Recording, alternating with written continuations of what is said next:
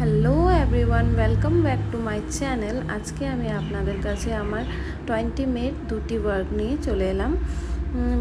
প্রথম ছিল একটি হাইলাইট ওয়ার্ক। ও শুধু 4টে স্টিক করতে চেয়েছিল। তারপর আমি ওকে বললাম যে 4টা স্টিক করলে ভালো লাগবে না, তুমি এইভাবে করো, তাহলে হয়তো একটু ভালো লাগতে পারে। তো আমার কথা মতোই ও করলো। তারপর এই দেখুন রেজাল্ট কেমন লাগছে জানাবেন।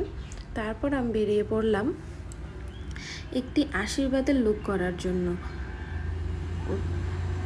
ওখানে যাওয়ার পর আমাকে অনেকক্ষণ ওরা ওয়েট করিয়ে রেখেছে।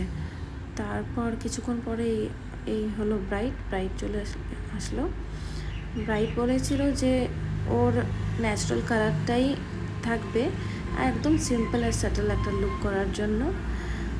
সেই জন্য আমি ওর মানে কালার একদম অ্যাজ ইট ইজ রেখেছি।